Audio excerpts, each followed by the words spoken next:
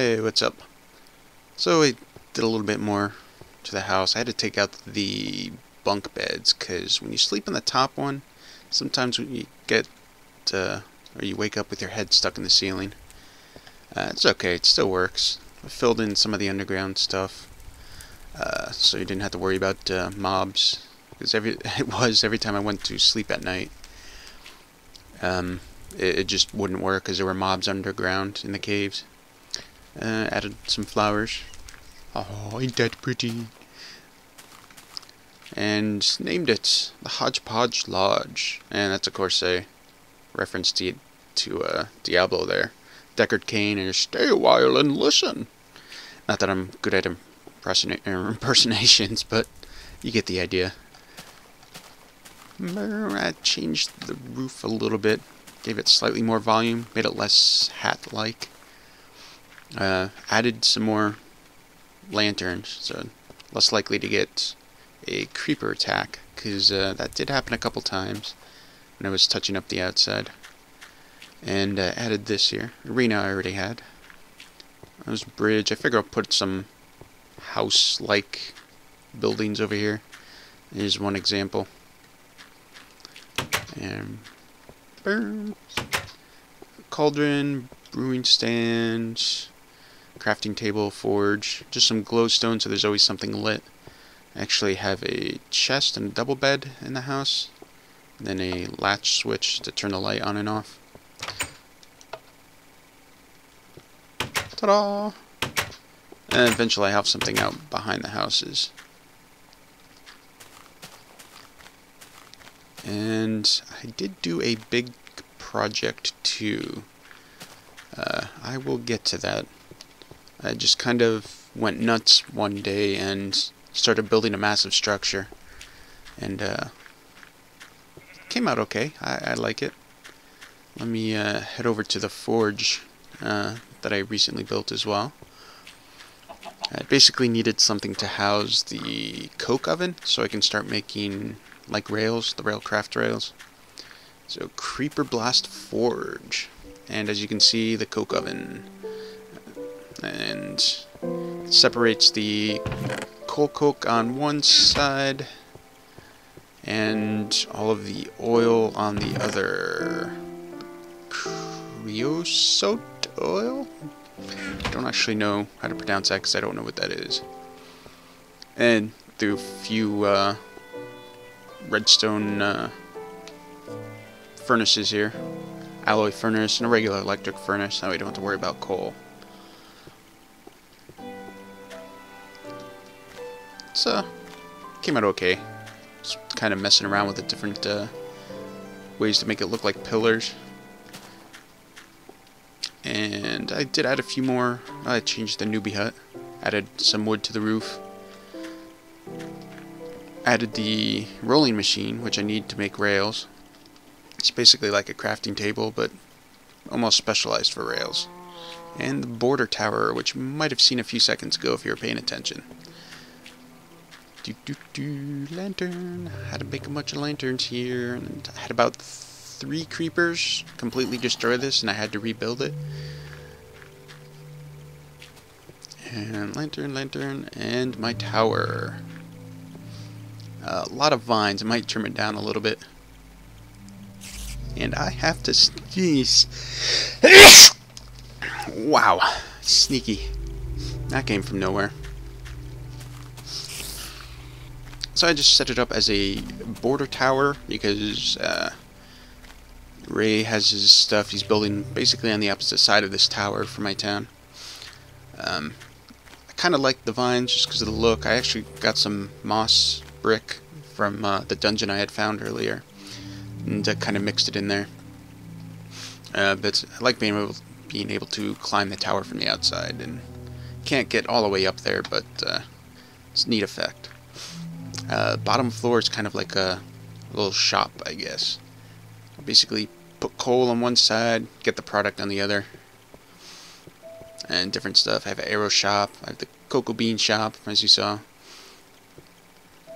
The farmer's market to get some sugar cane. And... ooh, redstone. Not that I really need the shop to get that stuff, but it's, as I've said before, you gotta have some ambiance.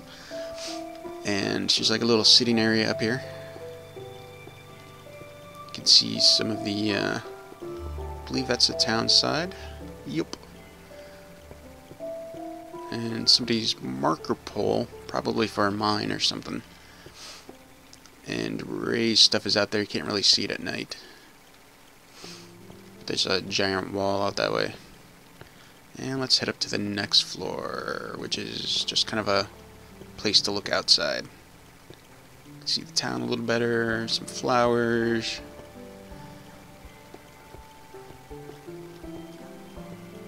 And you can kind of see some of his structure. There's his wall over there. His main house is there, and then like a power flower I built for him is right around where it's lit up.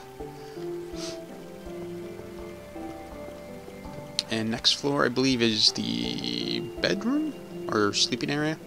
Yep. Might as well go and make it daytime. And it looks like I went into the floor. Blah. There we go. Now let's check out these views. Very viney.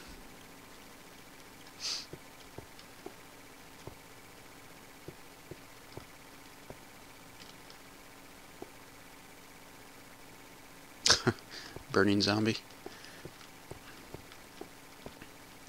And I believe there's the storage and then the top floor. Yeah, there's nothing in the chest yet, but anybody needs to store something, it's there.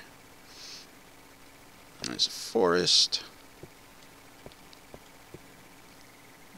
There's a raised side a little bit. The platform and a pole. The platform and a pole walk into a bar. And there's the town. Look at that. And let's go upstairs. Pretty basic up here. Just a way to get to a viewpoint, essentially. It's the village. It's my spaceship.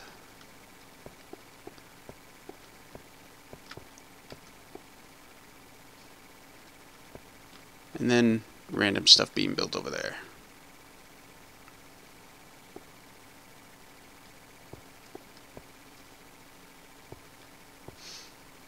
And let's take the easy way down. Yay, flying ring. And I haven't built out this way because I don't know what Ray is going to do exactly. So I don't know how far his wall is going. As soon as I figure that out, I'll add a road with some repulsive lighting, as far as repulsive as far as monsters go. I'm gonna make it hideous lighting all over. Take a little look over here. Now, I want to build like a station for, you know, to start laying track for rails, so you can kind of take little trips around. I don't really have specific destinations for the rails. I did turn the little tiny pond and basically added a little river here. And the reason I'm pointing this out is because, of course, with any sort of waterfall situation, you have to build, you know, a little secret area. Not that there's anything here. But I think I might make like a little tiny mushroom grotto. Seems like it might be a good idea. Might look kind of neat. Laggy lag.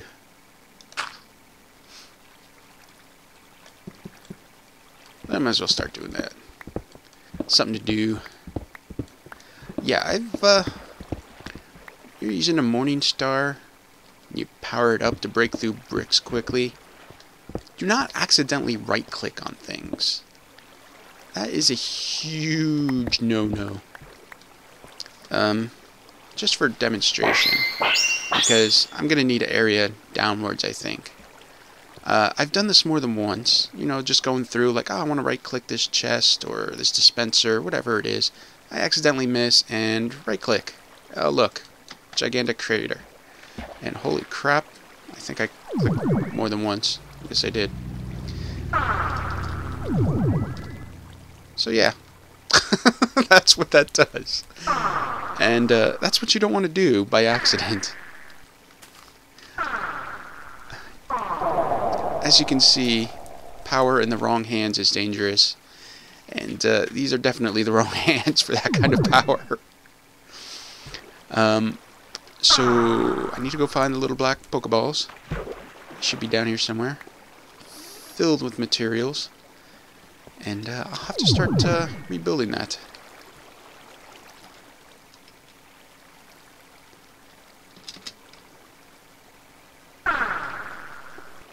And is that it? Looks like it. So yeah, Morningstar, bad. Well, good, kind of, if you really need to clear out stuff that quickly. In general, bad. Okay, I get the bricks. These are from the hut. Let's see what we got here. Whoosh. Aha, I got it.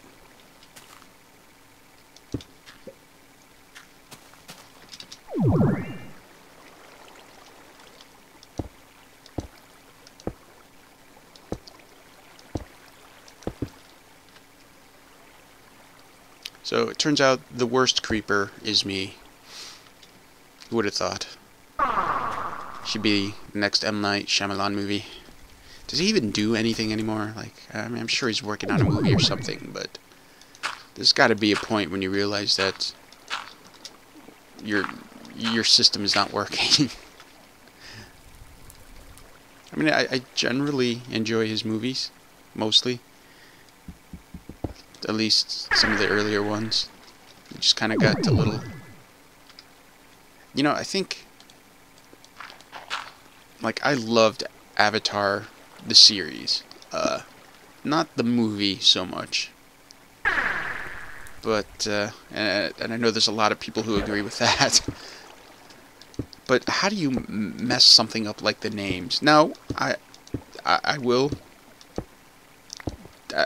correctly state that he probably, and he did, pronounce the names correctly in the sense if they were from their language of origin.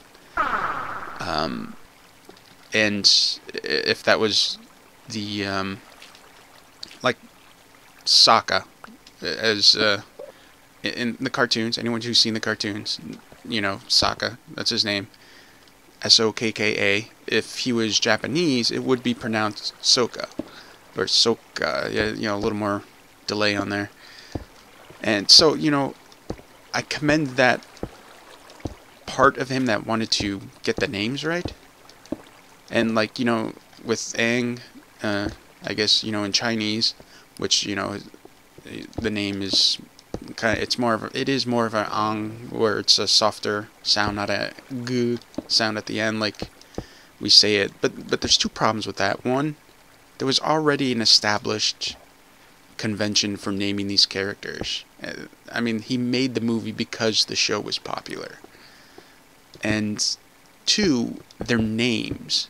Now, obviously, you're like, well, of course it's their names, but I don't know if anyone's noticed, people spell their names however they damn well want, with no consideration for how letters are actually pronounced. So, yeah, you know, maybe Sokka's name was originally inspired, you know, by Japanese spelling, but there is no reason to have to stick to that convention when it's a name, because a name is you know, how you identify yourself. And if I want to spell my name, you know, J-H-O-H-H-A-O-N and still say John, I could do that. You know, that's how names work. There are no specific rules when it comes to names, aside from maybe cultural traditions. It's unfortunate sometimes, because you have some really stupid people who give some really stupid names. But, you know, they're names. That's how they work. And just the fact he didn't get that, I guess, that Aang was Aang, Sokka was Sokka, you know, that he had to try to change something that was so fundamental to the show, in the sense that the show was incredibly popular, was incredibly well done. The only way people knew those characters were from the television show. Well, it was a cartoon. And so you have zero reason to change that when the only established use of those names had a specific pronunciation. It's not like, you know, they're derived from some common tradition that pronounced names differently, or a remake of an older show that pronounced names differently. It just, you know, I don't know. Like, he did try to go an extra step, I guess, research-wise, but it just did not work out, I don't think. I mean, that's obviously not my only problem with it, because that would be relatively shallow, I think. The characters just didn't seem very lively, and anyone familiar with the show would know that Aang was very cheery, very bright, very cheerful. But at times he did slip into like almost a depressed state. But it wasn't the definition of his character. He was a child, and he was very childlike, and over the course of the show he grew out of that. But that was the reason the show was so good. I mean, you got to see him change. I mean, he had to change in order to complete the cycle, I guess you could say, of their culture, where the Avatar saves the world from whatever menace happens to rear its ugly head. But yeah, it was neat seeing some of the characters alive, you know, with real life actors, but it was kind of disappointing because it didn't feel like the characters at times. Like Sokka was supposed to be more comical, and he tried to be serious at times, especially when he had to. But he kind of played into his comical nature, which, you know, that's one thing that often goes very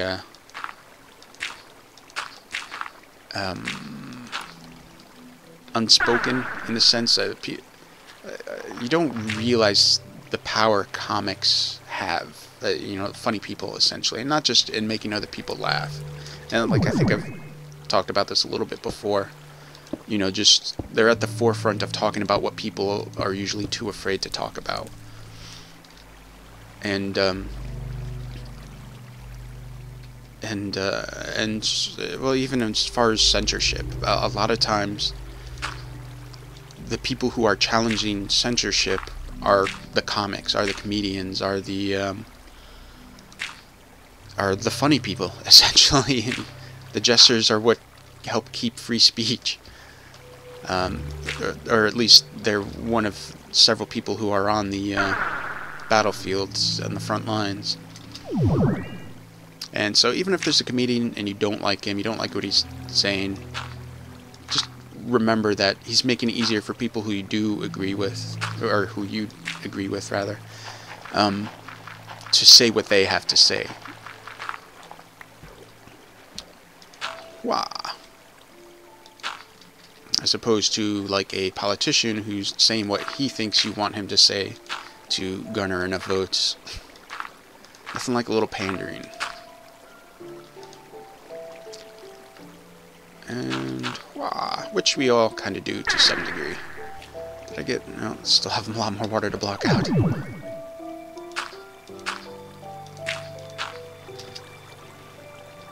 Oh, I was flying. Yeah, water was pushing me down. You can't hold me down, water. And... apparently I don't know how to move.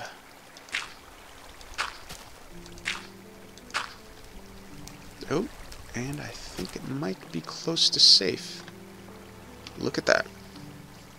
So yeah, apparently my entire video is going to be me filling in a hole. That's what she said. And that's a little dated, I think, but still funny at times. Oh man, look at all that water. Let's see what I can do about blocking some of that to get it cleared out.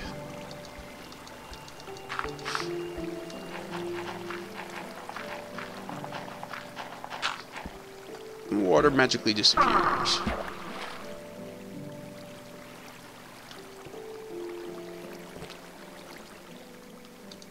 And there was not a single thing up my sleeve either.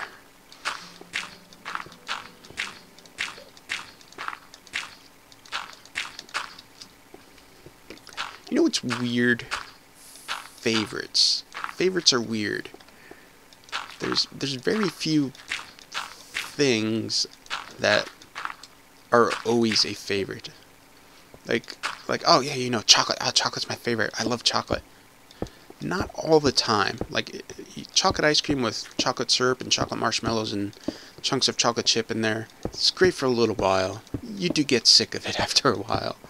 And that's probably a bad example. I think a better example would be music, or movies, TV show, any sort of literature. Just people change over the long term, and even in shorter bouts. But like, I mean, I can say, well, sure, this is my favorite because I like listening to it all the time. But I guess the concept of identifying favorites, like, okay, what's your favorite band? Well, that doesn't mean, okay, say, you know, Weird Al. Well, he's a single artist. So, what's your favorite musical artist? Okay, let's say Weird Al is my favorite artist. That doesn't necessarily mean I like everything Weird Al does, or you know, whoever your favorite musician happens to be, and it doesn't mean every time I listen to music I always want to listen to Weird Al, and like that. I guess that's not the point when you say, oh, this is my favorite color, this is my favorite music, this is my favorite song. But sometimes it seems like people aren't aware that it's highly dependent on mood. And, well, you know, age and wisdom and just experience in general. I mean, if things didn't change, or preferences didn't change over time, any woman between the age of like 30 and 40 would still have New Kids on the Block as their favorite band of all time, which more likely than not they don't. So it's just, I mean, maybe they do. I don't know, but it's although I will be fair and say there are some artists that are generally good all around, and their music kind of stands the test of time, and it's popular almost in any era, at least relevant, if not the most popular. I mean, there's lots of classic rock musicians and bands that they'll be playing for decades to come.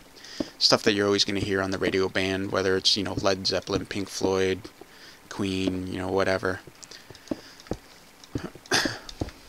But yeah, favorites.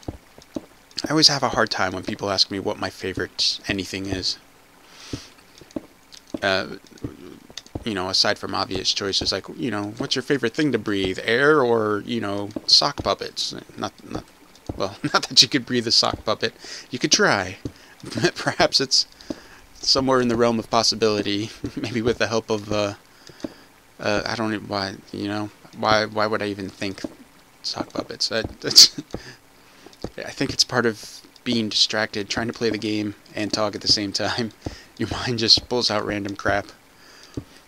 It'd be interesting, like the aerosol can, just spray it and boom, instant sock puppet for your breathing pleasure.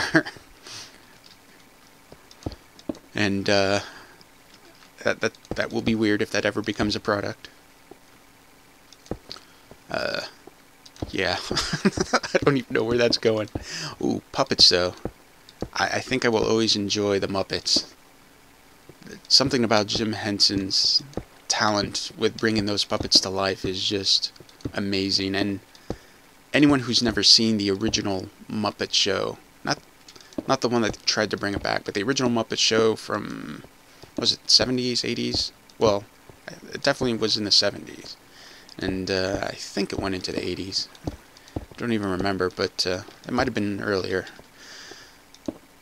But the sheer amount of talent, like when you see how cheesy some of the CG effects are nowadays, and then you go and look and see the type of articulation they managed to get with puppets. It's mind-boggling when you don't fully understand how they got everything to work. Admittedly, like behind-the-scenes videos and stuff will help with that understanding, but it's still impressive because the sheer amount of talent and figuring out how to design like a puppet in a way to make it seem lifelike, but still seem unnatural in the sense, well, you know, this puppet is an alien creature with tentacles, but it needs to move and flow as if it's a living creature. And like when you actually watch some of those old original shows and see some of the artistry and the music videos that they did, or the interviews or skits, it's just,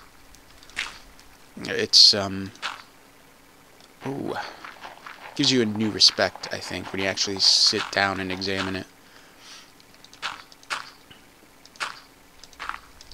And you could say that goes for any sort of skill, I guess, that, like claymation and all that.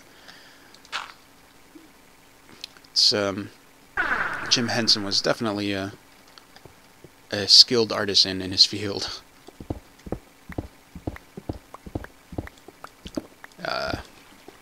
Fraggle Rock being another good example. They had some really well done covers and songs in that show. And it was neat that, like, at least with the limited contact I've had of modern cartoons, like catching one or two, like when I'm around my nieces or something like that, it seems like a lot, especially some of the older ones, dealt more with adult situations, or at least in a mature manner, where, you know, they had to deal with, well, like the Muppets dealt with politics and religion, and I mean, it was all under the guise of, you know, comedy, entertainment, but they still dealt with it, and in the same way that, I guess, even, like, I guess The Onion does. I would say Saturday Night Live. I don't know how relevant they've been in those fields of, you know, pushing the envelope of social commentary. Maybe they are. It's just their name doesn't seem to crop up as often, at least not in my travels on the internet. But yeah, but like what were kids shows? I guess they were kids shows. Like Punky Brewster is a good example, where, you know, they dealt with things like death, and there are sitcoms that do deal with that now. It's like I don't know if there's been episodes of, like, SpongeBob, for example, or Ed, Ed and Eddie, or honestly I don't know what's current to be honest. But shows like that dealt with, you know, loss or death, or you know, other more mature situations, in the sense where you can't really retain your naivety and naivety, whatever the term is, and deal with it. But yeah, I don't know if that was something lost or something I just haven't seen because of my limited contact. That's actually something in any field that people need to realize, that your view of something is limited by your contact of it. It's easy to chastise or berate a work of art if you don't understand it due to your limitation, or due to the limited amount of contact you've had with it. And which I like to think I'm generally appreciative of most styles of art, but or, you know, of entertainment. There are some I don't like just because of I don't find it entertaining. But I'm building a pool at the moment for the water to fall into. But I can at least understand why people, well, I'd like to think I can understand why people find things entertaining.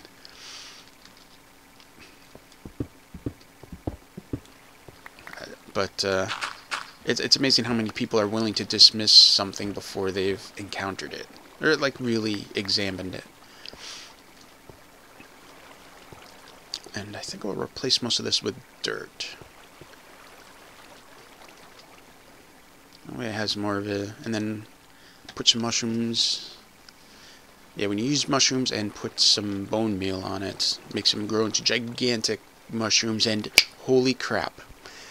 I might have to build a Smurf village. That's no Smurf about it. I might have to do that. Now I'm thinking that's a better and better idea the more I think about it. And, man. Oh, okay. See, that's the problem with this game. The more you mess with it, the more you try to, like, you know, okay, I'll just build this one thing. It'll give you more ideas to build larger things, to build more things, and you never really finish. I mean, technically, the game has an end. You know, you go fight the Ender Dragon. It's not really an end. It's just a boss fight that leads to, like, an end sequence that is essentially just a pause in the regular Minecraft activities.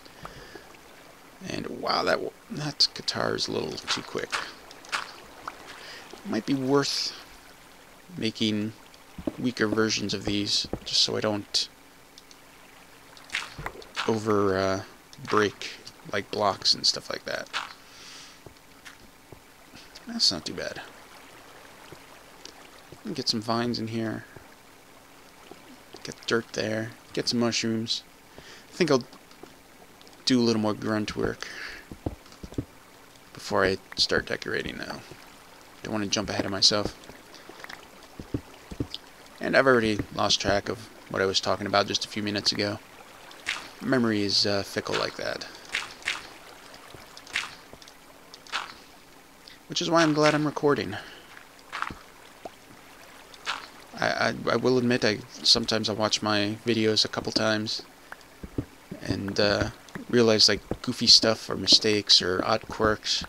Well, like the first video I did, you know, the word of the day, intent. I had no idea I said the word intent or intention or intend so often in that thing while I was making it. And it wasn't until I went back and listened that I saw.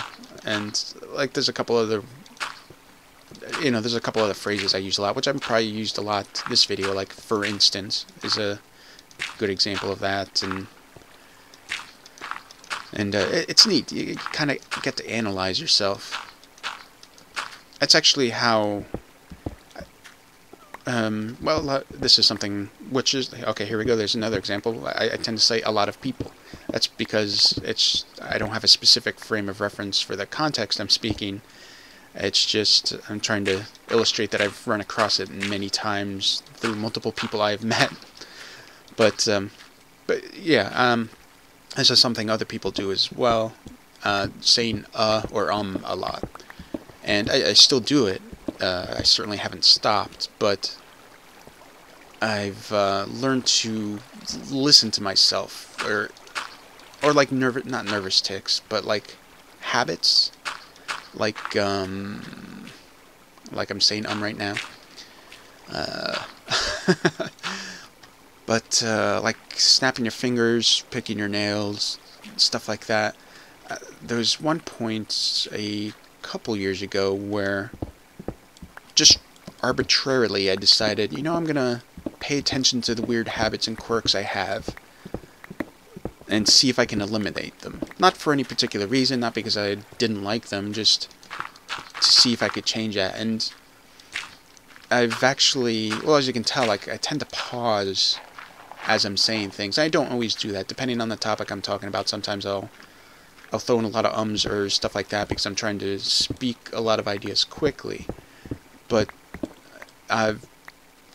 when I'm just discussing something in a natural way, I've learned to make sure I think about what I'm saying just by analyzing my weird habits. Like I've largely been able to stop myself from saying and a lot.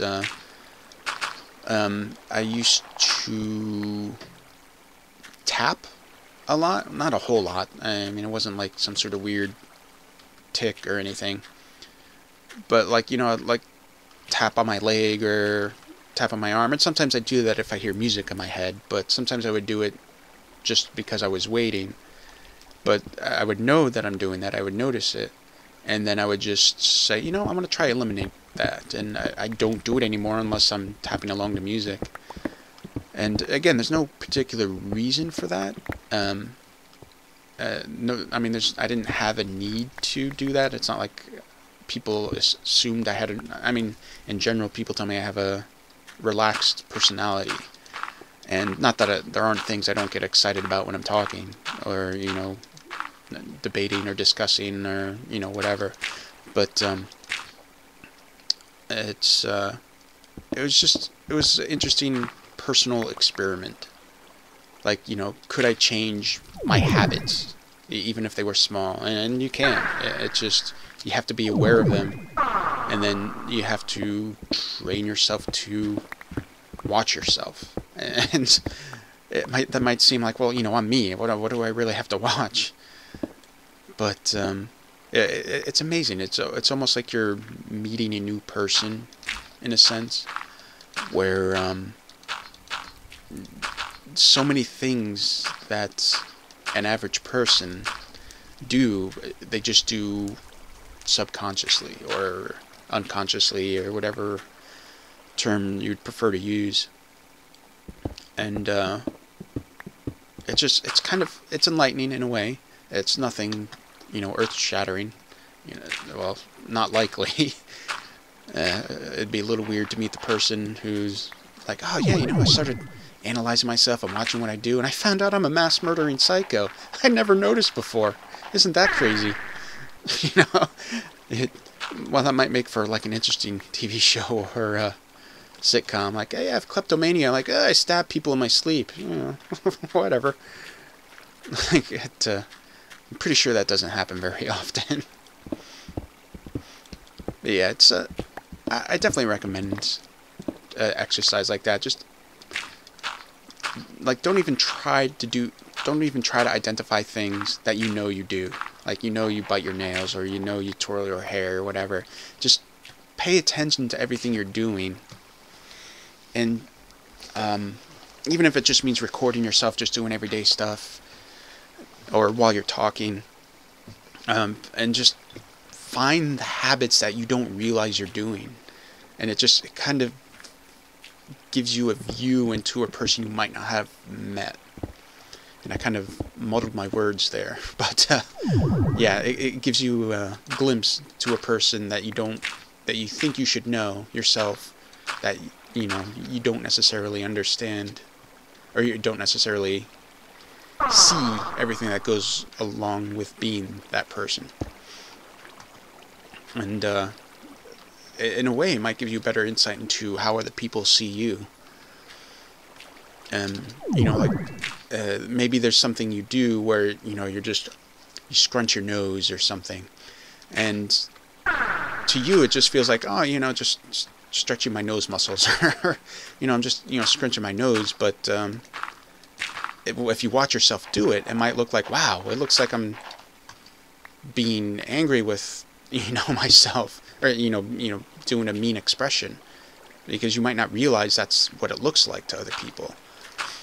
And it's you might find that it can change how you communicate, or how other people receive you when you're communicating with them. Like to think I'm not too wacky. I don't think I do anything that odd. I know because I wear glasses, like I'll push my glasses back up onto my nose a little. That's a common trait with just about anyone who wears glasses, depending on the style, I suppose. To be honest, though, and I have realized a few things, thanks to like pop culture and stuff like that. there are a few habits that I believe I picked up from movies, TV shows, you know, famous personalities, that sort of thing. One example being the glasses. Like, I usually don't have to adjust my glasses, but I've noticed when I saw myself do it, I noticed I was doing it in the same way that Clark Kent does in the original Superman movies with Christopher Reeves, where he'll kind of look down a little bit and push his glasses up. And you know, I'm a big Superman fan. I love Superman, and those Christopher Reeve movies were, you know, right around the time of me being, because basically going from, I would say, 5 to 15 tend to be the nostalgic years. And those Superman movies fell right, at least some of them fell right in there. And, you know, that was the age when I actually saw most of those movies. And the other trait would be when I'm sitting in a chair that has armrests. When I do that, I've noticed I sit almost exactly like Captain Kirk does on Star Trek. You know, where he's kind of leaning to one side, one arm or one elbow on the rest, and his hand on the other one, as if he's about to, you know, fiddle with the comm system or whatever he pushes buttons for in the chair. And I'm almost, and you know, as I've said before, I'm a big Star Trek fan. And now it could just be that's one of the common comfortable ways to sit in a chair. But I'm interested to know if it's really just because it's comfortable or because I picked that trait up from someone I idolized when I was younger. But yeah, watch yourself. See what you do. See what you pick up, you know, from yourself, watching yourself. See if there's anything you've never known you did that that you do. You know, quirks, habits, ways you move, ways you sit, stand, ways you scrunch your nose, fix your glasses, whatever. And that's actually, you know, being wintertime. I love it when there's heavy snow and there's already a bunch of snow on the ground and I have to walk through it. I won't say I love it, but I don't mind it because it reminds me of, again, Christopher Reeves as Clark Kent walking through the snow to get to his fortress to get his powers back. I don't think I'll ever arrive at a place where I wind up as, you know, with Kryptonian superpowers.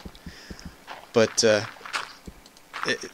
when you realize you're doing stuff or thinking things in a certain way where you just don't mind certain situations and it's related to, you know, a TV show, movie, or something like that, you realize how much of an influence they can be sometimes.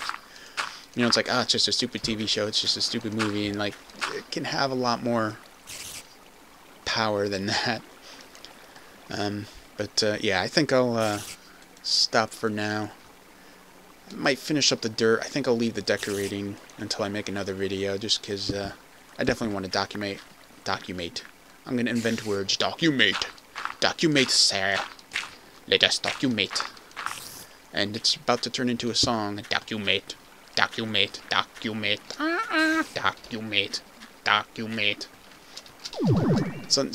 it sounds like it should be some sort of weird German techno song. But yeah, alright. I'll stop for now and drown myself in the water here. And then I'll leave the decoration for another video just so I can have a record of it for my own purposes. See, just to reflect back on it, I guess. It looks pretty good. Kind of asymmetrical. Well, no, it's symmetrical. It's just offset a little bit.